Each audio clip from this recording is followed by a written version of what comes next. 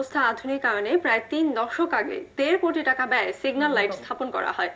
তবে বাতি লাগানোর পর একদিনের জন্য জ্বলেনি এই সিগন্যাল। অকেজো পড়ে আছে কোটি টাকার লাইট আর সরঞ্জাম। জনবহুল নগরে পুরনো পদ্ধতিতেই চলছে যানবাহন নিয়ন্ত্রণ। এতে যানজট ছড়িয়ে পড়ছে দ্রুত। ভোগান্তি পোহাচ্ছেন সাধারণ নগরবাসী। দিনের বড় একটা অংশ জুড়েই শহরের বন্দরবাজার, আম্বরখানা, জিন্দাবাজার সহ বেশিরভাগ ব্যস্ত মোড়ে লেগে থাকে যানজট।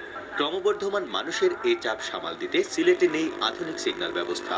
এতে ভোগান্তি পোহাতে হচ্ছে নগরবাসীকে। বিশেষ করে সকালের দিকে আপনার যখন স্কুলে কলেজে যাওয়া আসা করা হয় তখন হলো লম্বা জাম থাকে। ওই লম্বা জামের কারণে আমরা সময় স্কুল বা অফিসে মিস করে ফেলি। 10 মিনিটের জায়গা আধা ঘন্টায় যেতে হচ্ছে।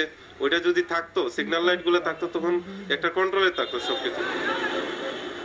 নগরের নয়া সড়ক, আম্বরখানা, নায়রপুল সহ কয়েকটি স্থানে 1986 সালে ট্রাফিক সিগন্যাল প্রতিস্থাপন করার পর তা একদিনও কাজে লাগানো যায়নি। বেশিরভাগই এখন অকেজো, তাই হাতের ইশারা আর বাঁশিই সম্বল ট্রাফিক পুলিশের। যানজটে নাকাল নগরবাসীর চাহিদা সামলাতে হিমশিম খেতে হচ্ছে ট্রাফিক আর পুলিশ সদস্যদের।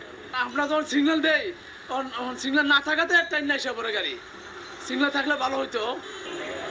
সংকট নিরসনে নগরের সিগন্যাল বাতিগুলো সংস্কার আর নতুন বাতি সংযোজনের পরিকল্পনার কথা জানালেন সিটি কর্পোরেশনের এই কর্মকর্তা।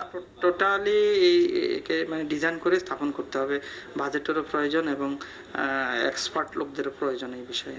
দুই একটি পয়েন্টে আমরা সিগন্যাল বাতি স্থাপনের করার পরে যদি এটা ভালো রেজাল্ট আসে তাহলে পর্যায়ক্রমে নগরের বিভিন্ন পয়েন্টগুলোতে সিগন্যাল বাতি স্থাপনের ব্যবস্থা নেওয়া হবে।